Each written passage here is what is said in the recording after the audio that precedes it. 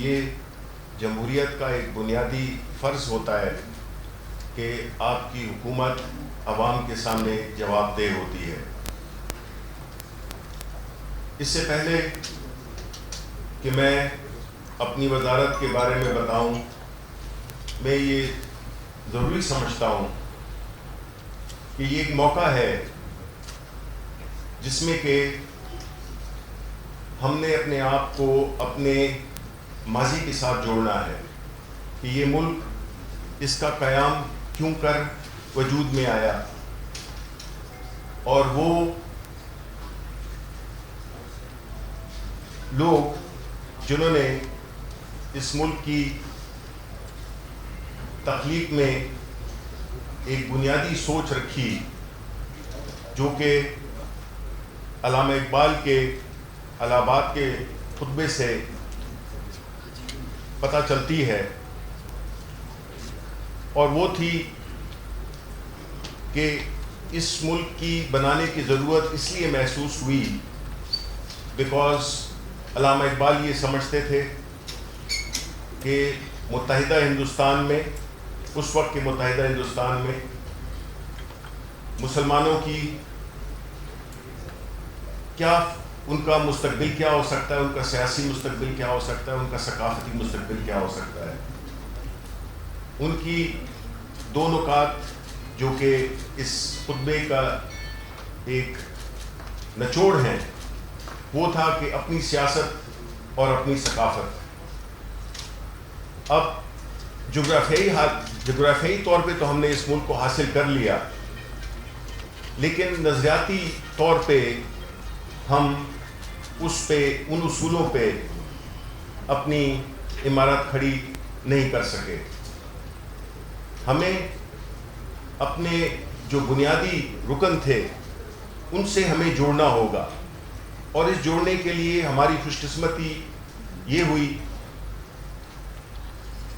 کہ پاکستان تحریک انصاف، جس کا وجود 1996 میں آیا، لیڈرشپ نے، عمران خان کی لیڈرشپ میں، انہوں نے ایاک نعبد و ایاک نستعین کی بنیاد پہ اپنی جماعت کی بنیاد رکھی، اور اپنے آپ کو اس سفر پہ گامزن کیا جس سے کہ اس ملک کو حاصل کرنے کے لیے جو بنیادی ہدف تھے ان کو حاصل کرنا مقصود تھا۔ انہوں نے آ کر رائٹ اور لیفٹ کی سیاست کو سائڈ پہ کر کے رائٹ اینڈ رانگ کی سیاست کو شروع کیا۔ یہی بیانیہ جو کہ ہم لے کے چل رہے ہیں آج، ایک وہ بیانیہ ہے جس میں کہ ہم یہ سمجھتے ہیں کہ جو سیاست کا مقصد ہے وہ فلاحی ریاست قائم کرنا ہے۔ دوسری طرف وہ سیاست ہے جس میں کہ ذاتی مفادات کا حصول ہے۔ ہم یہ سمجھتے ہیں کہ پاکستان کا جو مستقبل ہے وہ اسی سے جڑا ہوا ہے کہ ہم اس ملک کے بنیادی مقاصد کو اپنا ہدف بنائیں، ہم وہ ریاست بنائیں جس میں کہ عوام کی خدمت پہلی ترجیح ہو۔ اور اس سلسلے میں جو پرائم منسٹر عمران خان کا ویژن ہے وہ یہ ہے، چونکہ وہ بنیادی طور پہ خود غریب پرور، اس ملک سے سنسیئر اور ایک ہارڈ ورکنگ محنتی شخصیت ہیں، اور ان کی جو بنیادی سوچ ہے وہ اس پہ مبنی ہے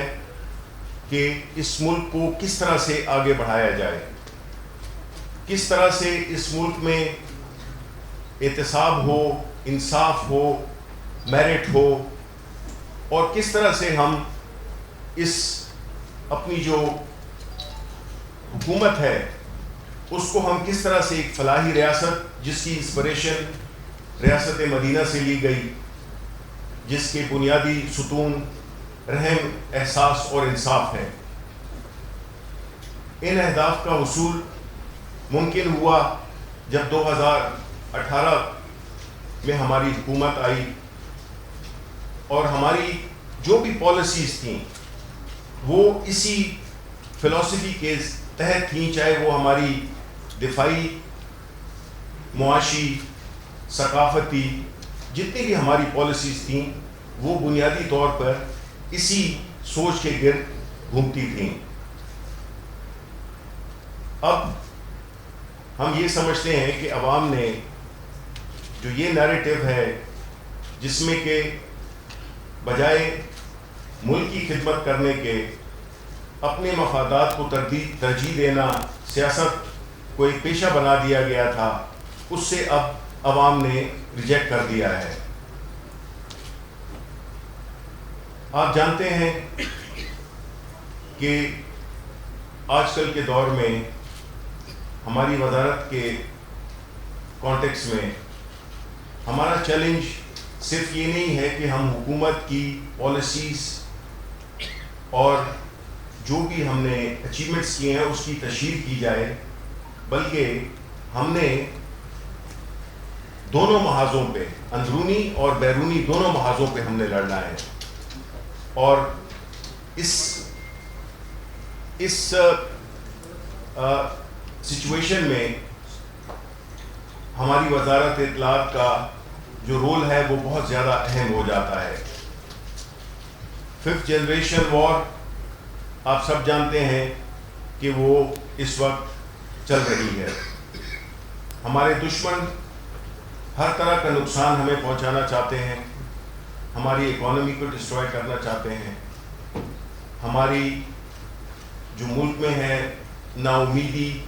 اور افراتفری پھیلانا چاہتے ہیں۔ اس چیلنج کو نپٹنے کے لیے ہم یہ سب سمجھتے ہیں کہ ہماری وزارت اطلاعات پرائم منسٹر عمران خان کی قیادت میں اس جنگ کا بھرپور مقابلہ کرے گی، اور